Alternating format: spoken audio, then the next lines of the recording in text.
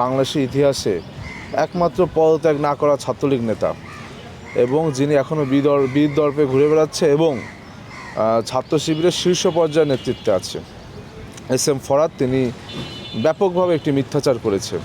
গত 3 থেকে 4 মাস তাকে কেউ ক্যাম্পাসে দেখেনি।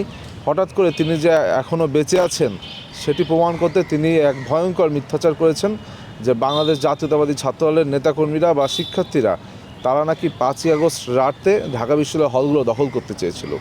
কিন্তু আপনারা দেখেছেন এই একই মিথ্যাচার করে কিন্তু তারা ডাকসু নির্বাচনের সময়ও ছাত্রদলকে শিক্ষার্থীদের মুখোমুখি দাঁড় করিয়েছিল এটা বলে যে বিএনপি যদি রাষ্ট্রীয় ক্ষমতায় যায় সেক্ষেত্রে 12ই ফেব্রুয়ারি যে নির্বাচন হবে সেই নির্বাচনের রাতে ছাত্রদল নেতাকর্মীরা সমগ্র হলগুলো দখল করে নেবে।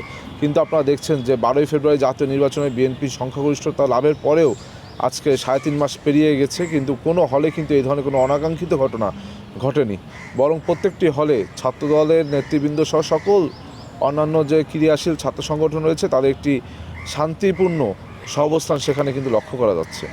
কিন্তু আমরা বারবার দেখছি যে আমরা আসলে আমাদের মাঝে মধ্যে হতাশাগ্রস্ত হয়ে যাচ্ছে, আমাদের মাঝে মধ্যে আমরা দ্বিধায় পড়ে যাচ্ছি যে কাদের সাথে আমরা রাজনীতি করছি। 5ই আগস্টের পরে তো আমরা ভেবেছিলাম যে ছাত্রলীগ বিতাড়িত হয়েছে, এখন একটি সুস্থ সুন্দর বাংলাদেশে আমরা একটি গণতান্ত্রিক বাংলাদেশ বিনির্মাণ করব, একসাথে ঐক্যবদ্ধভাবে আমরা রাজনীতি করবো, বাংলাদেশকে সামনের দিকে এগিয়ে নিয়ে যাব। কিন্তু আমরা দেখছি বাংলাদেশ যখনই সামনের দিকে এগিয়ে যাচ্ছে ঠিক সেই সময় একদল ভয়ঙ্কর মিথ্যাচারিতা করে সমাজে ফিতনা ফ্যাসাদ তৈরি করতে যাচ্ছে, বিশেষ করে ক্যাম্পাসগুলোকে তারা অস্থিতিশীল করতে যাচ্ছে। কিন্তু এই ধরনের রাজনৈতিক সহযোগিতা তো আমরা চাইনি, কেননা যারা আমরা কাদের সাথে রাজনীতি করছি, কাদের সাথে নিয়ে আমরা আগামী দিনের বাংলাদেশ বিনির্মাণ করতে যাচ্ছি, যারা সুযোগ পেলেই মিথ্যাচার করে, যারা সুযোগ পেলেই ছাত্রদলকে শত্রু হিসেবে শিক্ষার্থীদের সামনে হাজির করতে চায়, যারা সুযোগ পেলে ছাত্রদলকে একটি ভিলেন ক্যারেক্টার দিতে চায় বাংলাদেশের ছাত্র সমাজের কাছে। সুতরাং আমি বলতে চাই যে এস.এম. ফরহাদকে যে ছাত্রদল তো হল দখল করেনি, বরং ছাত্রলীগের বেশে দীর্ঘদিন তারা 5ই আগস্টের পূর্বে হলগুলোতে ছিল। আমি আমার ব্যক্তিগত একটি কাহিনী শেয়ার করি। আমি যখন 5ই আগস্টের পর 6ই আগস্ট হলে আসলাম, আমি হলের বৈধ শিক্ষার্থী হিসেবে হলে উঠতে গেলাম, তখন কিছু সংখ্যক শিক্ষার্থী তারা ওইখানে বললো আমরা সাধারণ শিক্ষার্থী, আপনি এখন হলে উঠতে পারবেন না। আমি তাদেরকে আমার হলের বৈধ আইডি কার্ড দেখালাম যে আমি কেন উঠতে পারবো না। তারা বলছে যে আপনার হলের বৈধ আইডি কার্ড আছে ঠিকই, কিন্তু উঠতে হলে আপনাকে এখন আবার নতুন করে অ্যাপ্লিকেশন করতে হবে, ভাইবা দিতে হবে, তারপর উঠতে হবে। আমি তাদেরকে প্রশ্ন ছুড়ে দিলাম যে তাহলে আপনারা এখনও কেন আছেন?